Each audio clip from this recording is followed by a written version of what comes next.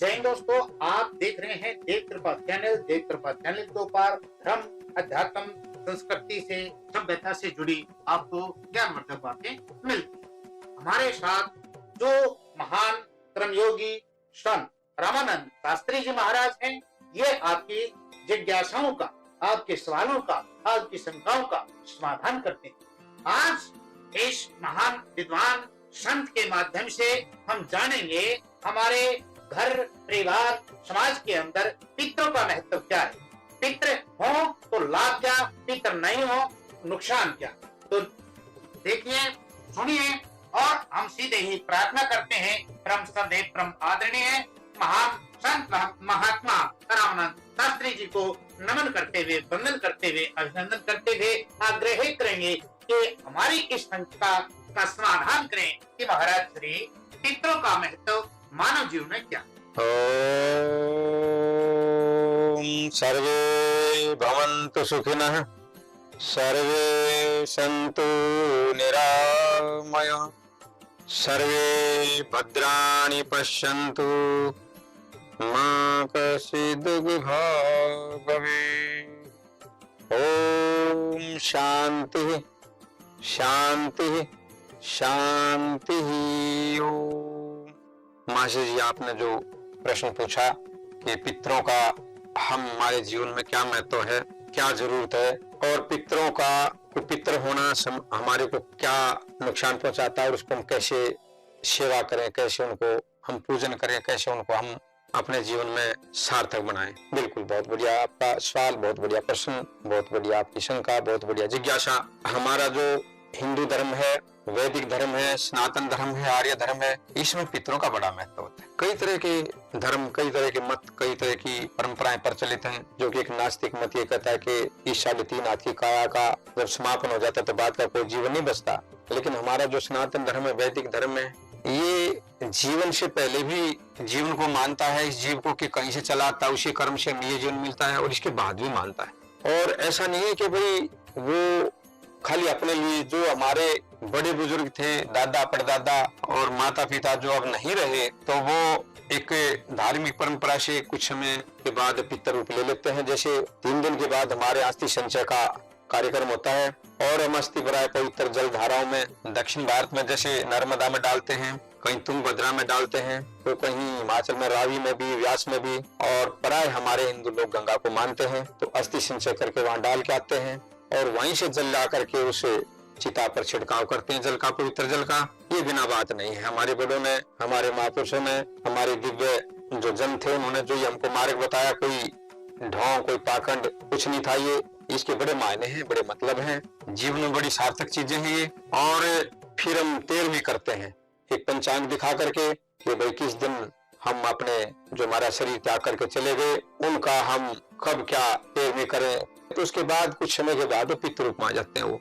अब इस दुनिया का नियम है, कोई चीज अच्छी बुरी नहीं होती, समय पा करके वही बुरा रूप ले लेती है, समय पा करके वो अच्छा रूप ले लेती है। जहां तक हमको पता है कि वो जीवन बचाने की जितनी भी औषधियां हैं मेडिकल साइंस में या आयुर्वेद में, वो सब जहर से बनती है। बड़े अचंभे की बात है ये। और उल्टी बात ये कि जैसे हमारे यहाँ एक समाज में प्रचलित है कि भाई अमृत होता है भोजन, खीर जो है अमृत रूप होता है। खीर हमने बहुत सुंदर दूध लेकर के, बहुत अच्छे चावल लेकर के पकाई, बड़े अच्छे बर्तन में, चांदी के बर्तन भर के रख दी, और उसमें कुछ ऊपर से हमने कुछ काजू किशमिश भी डाल दिया, सुंदर तैयार हो गया भोजन। अब वो रख के भूल गए, हम रख के भूल गए, 1 दिन 2 दिन 3 दिन 4 दिन 5 दिन रखा रहा वो। तब किसी को याद आ खीर कहाँ रखी, तो खीर देखा तो वो तो क्या होगी अमृत था, वो जहर में, विष में परिवर्तित होगी, कन्वर्ट होगी वो। तो वही जो अमृत था वो जहर में चला गया। इसी प्रकार से जो हमारे पितर देवता हैं, जिनको हम पितर देवता कहते हैं, वो हम उनकी समय से पूजा पाठ, समय से उनको स्थान ना दें, उनको जगह ना दें, उनके लिए जो भी एक जरूरत होती पूरी ना करें, तो पितर ही कुपितर हो जाते हैं। अब एक बात मैं बड़ी साफ सुथरी बता दूं आपको कि जो मनुष्य योनि हमारी मानव जीवन है, इसका 24 घंटे का दिन और रात होता है। 12 घंटे का दिन, 12 घंटे की रात। इस पूरी पृथ्वी पर कहीं पर तो ऐसा भी होता है कि 6 महीने तक ही सूर्य चमकता रहता है, उत्तरी ध्रुव और दक्षिण ध्रुव। लेकिन हमारा जो आम जीवन है, यहाँ हम 12 घंटे का दिन, 12 घंटे की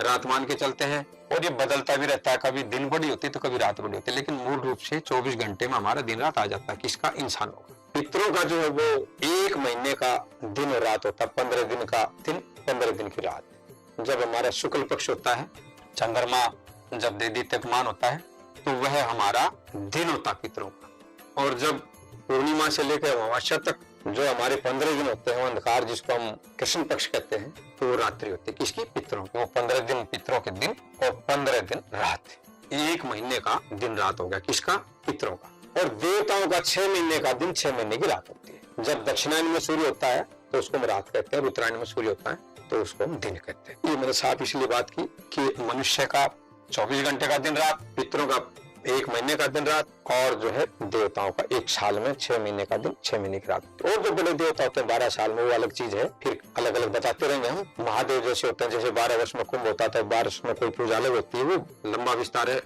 जैसे जैसे समय हमको मिलता जाएगा और आपकी जिज्ञासा बढ़ती जाएगी, आपका जैसे जैसे विश्वास बढ़ता जाएगा, सब बातों को विस्तार से बताया जाएगा। तो हम पितर, क्योंकि आज का जो हमारा कार्यक्रम है वो पितरों पर ही है, पितृदेव क्या है, तो वो जब हमारे घरों में नुकसान होते हैं, समय से शादियां नहीं होती, और कोई भी दुधारू पशु लेकर के आ जाए, गाय हो या भैंस हो, तो समय पर दूध नहीं देती, और जो दूध भी देती है तो उसमें कुछ ना कुछ दूषण, कभी लाल रंग आ जाता है, और बूढ़े जो होते हैं वो लंबे समय तक खाटों पर जो रहते हैं, और संतान होने में दिक्कत ही मुख्य रूप से 4 चीजें ऐसी होती हैं जो पितृदोष के लक्षण है। हमारा समाज इस तरह की दोषों से ग्रसित है, और जब ये दोष हो जाते हैं तो हम मस्तक में विचार करते हैं कि क्या रास्ता है हमारे लिए। हम इधर उधर घूमते हैं, जाते हैं, तो कुछ लोग अपने स्वार्थ के लिए उनको कुछ ऐसी बातें बताते हैं, उसका लाभ तो होता नहीं, लेकिन उनको ये लगने लग जाता है कि कुछ भी नहीं है। तो मैं आपसे जो एक आदेश, एक उपदेश, एक निर्देश, संदेश जो देना चाहता हूँ ये है कि भाई 2-3 तरह के आदमी होते हैं। एक तो चौधरी साहब, जो क्षत्रिय लोग, जिनके यहाँ खेत खलियान होते हैं, तो वो खेत में कोई छोटा सा एक स्थान बना लेते हैं, जिसको हम स्थान कहते हैं देवताओं का। कोई उसको दादा के नाम से, कोई पितरों के नाम से एक छोटा सा हम जगह बना लेते हैं, और उसको चारों तरफ कोई बेल बूटे लगा देते हैं, फूल पत्ती लगा देते हैं, अच्छे पेड़ छाए के लगा देते हैं, उसकी पूजा करते हैं। अब सवाल उठता है जिन लोगों के खेत में क्या करें, वो ठीक बात है, बहुत कम लोगों के पास खेत है, तो पितर तो सबके होते होंगे जिनके खेत नहीं, उसके भी। तो एक तो मैं अलग अलग समझा दूं आपको, जिनके खेतों में देवता लोग बने हुए हैं, तो उन्हीं को बहुत बढ़िया तरह से सफाई करेंगे। उनके पास महीने में 2 बार जाकर के वो जोत बत्ती करें, और सफाई करके वहां 5 तरह के पेड़ और 5 तरह के पौधे लगाएं। पेड़ माने आम का पेड़ है, शहतूत का पेड़ है, अमरूद का पेड़ है, जामुन का पेड़ है, लसुड्डे का पेड़ है, शीशम का पेड़, ये बहुत पेड़ कहते हैं हम। तो उसके पास हमने एक छतरी नुमा लगाने चाहिए जिसमें छाया, क्योंकि वायु का रूप होता है उनका, हवा का रूप होता है, तो वो हवा के रूप में रहते हैं। वो अच्छी हवा होगी तो अच्छी हमारे पितर ताकत लेंगे। 5 पौधे भी लगाने चाहिए, गेंदे का, गुलाब का, तुलसी का, ये पौधे में फूल पत्ती की सुगंधी को उसके चारों तरफ लगा लेना चाहिए। और वर्ष में 1 बार उसके नाम से हमें हवन जरूर कराना चाहिए, और 1 बार उसके नाम से हमें गंगा स्नान जरूर करना चाहिए, और 1 बार हमको उसके नाम से ब्राह्मण को भोजन जरूर दे देना चाहिए। बड़ी शंका होती है ब्राह्मणों को, क्या ये क्या, दोनों तरफ से गलतियां हुई। कुछ तो समाज भटक गया, तो भटकने के पीछे साधु सन्यासी ब्राह्मण लोग ही जिम्मेवार है, इसका बुरा नहीं मानना, क्योंकि जब बड़ा जो आदमी होता है तो उसी की जिम्मेवारी होती है। हमको ये समाज बड़ा नमस्कार करता, हाथ जोड़ता है, और जब हम कोई इनको बढ़िया चीज नहीं बता पाते, भटकते हैं, तो हमें ये भटक गया ऐसे नहीं करना चाहिए, हमारी गलती से ही भटक गए। हम मालिक हैं, ब्राह्मण लोग मालिक हैं, साधु लोग मालिक हैं समाज के। अगर ये उनको बढ़िया ढंग से रास्ता नहीं दिखा रहे हैं तो भटक रहे हैं, तो उसमें उनकी गलती नहीं, हमारी ही गलती है। हमें संभालना चाहिए समाज को। तो बहुत बार ऐसी चीजें होती हैं कि भाई क्या करें महाराज जी, ये स्थान बना दिया था उस घर में। पहली बात तो भाई आपसे ये उपदेश में कह रहा हूँ कि भाई आप ठीक अलग अलग हो जाओ, 4 भाई हैं तो अलग अलग घर करेंगे ही, लेकिन पितरों को अलग अलग मत करो। वो पितर जो बना हुआ है उसको सब पूजो, वहां जाकर के आप अपनी परिवार की विरोधाभास मत दिखाओ कि भाई हम अलग हैं, वो तो एक ही है। और फिर कई बार ये होता है कि भाई ठीक है चलो हरिद्वार स्नान करा के लाते हैं, तो उसके लिए मैं आपको बताता हूँ बढ़िया बात कि जब भी हम देवताओं का पूजन करने के लिए चलते हैं तो उसमें 2-3 बातों का ख्याल रख लो आप। पहली बात तो ये है कि आपको बड़े धीरे बोलना है। पितर पूजा करने जाओ, देव पूजा करने जाओ, किसी के गुरु की पूजा करने जाओ, इष्ट देवता की, कुल देवता की, तो जहां से चलो जहां तक जाओ तो धीरे बोलो, कम बोलो, झूठ मत बोलो, निंदा मत करो, ऊंचे मत बोलो, गुस्से से मत बोलो, और किसी को अपशब्द में भी बड़ा ख्याल रखना। जब तक हम, क्योंकि हम जुकाम हो गया, खांसी हो गई, हम डॉक्टर के पास चले गए, वो डॉक्टर ने देखा कि हाँ भाई आपको ठंड लगी है, ये दवाई लो, आपको गर्म पानी से लेनी है। लेकिन इसके भाई 3 परहेज है, ठंडा, खट्टा और चिकना। तो हम वो दवाई ले और परहेज न करें तो हमको फायदा नहीं होगा। तो इसी तरह से ये नियम सर्वत्र लागू होता है कि हम पूजा भी करें और भाई उसका कोई किसी प्रकार का नियम का पालन भी नहीं करें तो वो उतने बढ़िया ढंग से वो सफलीभूत नहीं होती। दूसरा क्या, खान पान पर बड़ा ख्याल रखना है, अपने व्यवहार पर ख्याल रखना। तो हरिद्वार जाए तो 5 ईंटें ऐसी ले लें जो ईंटें टूटी ना हो, बीच में छेद ना हो और कोई कच्ची ना हो, साफ सुथरा जितना आप देखते हैं जो समझा रहा हूँ मैं तो आप समझ गए होंगे इस बात को। और जब तक आप उनको लेके जा रहे हैं अब तक ईंट है वो, और फिर आप उनको गंगा जी में स्नान कराएं। उनके जो अक्षर लिखे रहते हैं अंदर छापे में, उसमें कुछ रेत लगा रहता है, उसको साफ करें उंगली से और स्नान करके दूध से स्नान कराएं। फिर वहां गंगा किनारे हर की पेड़ी पर भी और कई जगह हवन होता है तो हवन पर रख दें और किसी पंडित से इन ईंटों को ले लें और इन ईंटों को एक सफेद वस्त्र में लपेट करके, ईंटें एक दूसरे से टकरानी नहीं चाहिए, वस्त्र में इस ढंग से लपेटो की ईंट रखी, फिर थोड़ा कपड़ा, फिर ईंट, फिर कपड़ा, और उसको बड़े प्रेम से ला करके घर नहीं लाना, उसको खेत में ही अपने पितर के पास लगा देना है और लगातार आपने उनकी पूजा करनी है। तो इसमें 2-3 बातों का ख्याल रखें। तो जो भी आप पितर की पूजा करते तो आपके शरीर पर चांदी जरूर होनी चाहिए। चांदी का कोई भी गले में या कोई तरह का सिक्का हो या अंगूठी हो या कोई चैन हो या कोई कड़ा, कोई रिंग, कोई जो कुछ भी आप इस तरह से पहन सकते हैं। सफेद वस्त्र पहन करके ही पितर की पूजा करने जाएं। और जब पूजा की सामग्री ले जाते हैं, कुछ नियम ऐसे होते हैं कि भाई सब जगह हम लटका के किसी करमंडल में, डोली में जो चले जाए, गलत है। बाल्टी में नाभि से ऊपर हमें या तो दोनों हाथों में ऐसे ले जाना चाहिए, कंधे पर या सिर पर या ऐसे हाथों पर लेकर के जाना चाहिए। लटका करके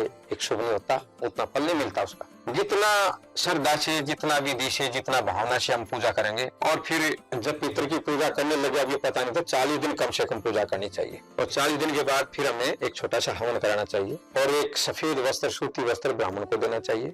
एक बर्तन, कोई लोटा कांसे का हो, पीतल का हो या तांबे का हो, स्टील के नहीं चलते, प्लास्टिक नहीं चलता, रबड़े नहीं चलती, वहाँ कोई पन्नियां वगैरह नहीं, देवताओं से बचाना चाहिए इनको। तो उसमें जो हमें चावल भर के ब्राह्मण को थोड़ा दक्षिणा दे के देनी चाहिए। ब्राह्मण को ही होता है, साधु को इसमें नहीं होते साधु, ये ब्राह्मण इसके लिए जिम्मेवार होते हैं। पितरों के लिए ब्राह्मण, साधु जिम्मेवार नहीं होता। तो उन ब्राह्मणों को उनका भोजन कराना चाहिए, हवन कराना चाहिए। और 40 दिन पूजा में सफेद ही वस्त्र पहन करके जाएं, चांदी पहन करके जाएं, सफेद ही प्रसाद लेके जाएं। 5 चीजें देवताओं की जरूरी होती है। एक तो दीपक, ज्योति जिसको हम कहते हैं, तो शुद्ध घी का, गाय का घी मिले तो बहुत ही बढ़िया, तो भैंस का भी। और सदग्रस्त जो भी जल समर्पित करते हैं तो 5 चीजें उसमें होनी चाहिए। एक तो हमारे घर का पानी जल होना चाहिए और उसमें थोड़ा सा हमें गंगा जल डालना चाहिए। गंगा बड़ी पवित्र धारा, हमारे जीवन को सजाती संवारती है। और थोड़ा सा उसमें दूध डाल लेना चाहिए, थोड़ा सा 1 चम्मच चावल और 1 चम्मच खांड डाल लेना चाहिए। 5 चीजें होगी, ये जल तैयार होगा, एक ज्योति होगी, एक जल होगा। और सभी के लिए प्रसाद बड़ा जरूरी होता है। तो पितर को सफेद प्रसाद चढ़ता है, तो चावल का प्रसाद, चावल माने खीर हो या बुरा चावल हो या कच्चे चावल भी चलेंगे। रसगुल्ला है, बर्फी है, पेड़ा है, मक्खन है, मिश्री है, ये सब सफेद चीजें, तो ये पितर का भोजन होता है और ये हमें ढक करके ले जाना चाहिए। और अगली जो चीज है सबसे जो जरूरी है वो सुगंधी की है। अब इसमें हमारे सब जगह हम देखते हैं कि भाई सुगंधी के नाम पर हम पहले अगरबत्ती, धूपबत्ती का प्रयोग करते आए, ऐसी हमारी परंपरा है। हिंदुओं में अगरबत्ती वर्जित होती है, उसमें बांस होता है और बांस को जलाने से हमारे यहाँ पर निषेध माना गया बांस को। धूपबत्ती को हम ऐसे करके देव दर्शन या हरि दर्शन जो आती थी उसको जलाते थे। तो अब किसी का भी हम नाम तो ले ही नहीं रहे, उसमें मिलावट आती है, तो उसको जलाने से एक सुगंधी बजाय नासिका में दुर्गंधी जाती है। तो सुगंधी तो आपको ढूंढनी है। कई बार लोग कहते क्या करें, अरे भाई आप एक छोटी सी चीज के लिए जगह जगह घूमते हैं, एक छोटा सा मोबाइल लेना तो 20 दुकानों पर आप चक्कर लगाते हैं, ऐसा होना चाहिए, ये होना चाहिए, वो होना चाहिए। तो आप देवताओं के लिए भी इसी तरह से मेहनत करें तो ही सफलीभूत होंगे। तो आपको सुगंधी के लिए फूल, गुलाब का फूल, गेंदे का फूल, चमेली का फूल, अच्छे फूल है वो अपनी थाली में रख करके उसी प्रसाद में, उसी दीपक में, उसी जल में, और वही दक्षिणा रखनी है आपने 10 रुपए, 20 रुपए, जितनी भी आपकी सामर्थ्य हो। और पितर पर जाकर के अब फिर 5 चीजें होती है, वहां जाकर के हमें थोड़ी देर के लिए रुक करके बैठना चाहिए। और जो भी एक विधि है, स्नान करा दिया भी जल से और वहाँ दीपक जगा दिया, प्रसाद रख दिया, सुगंधी रख दी, वहीं दक्षिणा रख दी। अब 5 चीजें आपको बड़ी जरूरी है, बताता हूँ मैं। सबसे पहली चीज है, आप अपना पता क्या है आपका, आपको सामाजिक पता, आपका ये नाम है, ये आपके पिता का नाम है, ये दादा का नाम है, ये आपका गोत्र है। एक गली मोहल्ले का जो भी आप जहाँ रहते हैं वो अपना पता बताइए, मैं कौन हूँ। क्योंकि पूजा में सबसे पहले अपना पता होता है। अपने संकल्प में देखा होगा आपने, मैं ये गोत्र, तो अपना पता बताइए। फिर देवता का पता बताइए, आप हमारे पितर हैं, हमारे बड़े हैं, हमारे दादा हैं, आप हमारी रखवाली करते हैं, उसका आप उसको बताइए। और फिर जो है आप जगह बताइए, कहाँ कोई खेतों के जैसे नाम होते हैं तो उसको जो है आप जगह बताइए कि इस जगह पर बैठे हैं। समय बताइए कि आज क्या तारीख है, अमावस्या पूर्णिमा जो भी है, तो क्या समय हो गया, जगह हो गया, अपना पता उनका पता। अब ये तो बताइए किस लिए पूजा कर रहे हैं आप, उनको सुख शांति के लिए, घर के लिए। अब ये 5 चीजें जितनी देर तक आपने बोली उतने समय तक आप आराम से बैठिए, और वो जो जल आपने चढ़ाया उसमें से आधा लोटा जल लेकर के घर में आकर के छिड़किए और देवता को नमस्कार करिए। ये मोटी मोटी बातें हैं, लेकिन एक ही वीडियो में सभी बातें नहीं आ सकती। हम इसकी वीडियो तुरंत बना ही रहे हैं, बार बार। आधी ही मेरे को लगता है कि अभी बातें रहेगी, और मैं फिर भी लोगों की जो भावनाएं आएंगी, जो कुछ लोग शंका करेंगे, जो कुछ सवाल करेंगे, जो कुछ प्रश्न करेंगे, और कुछ मेरी बात भी लगती है कि मुझे भी कुछ और बताना चाहिए था, तो इसमें मिला करके मैं तुरंत एक वीडियो और बनाऊंगा। तब तक के लिए आपको धन्यवाद।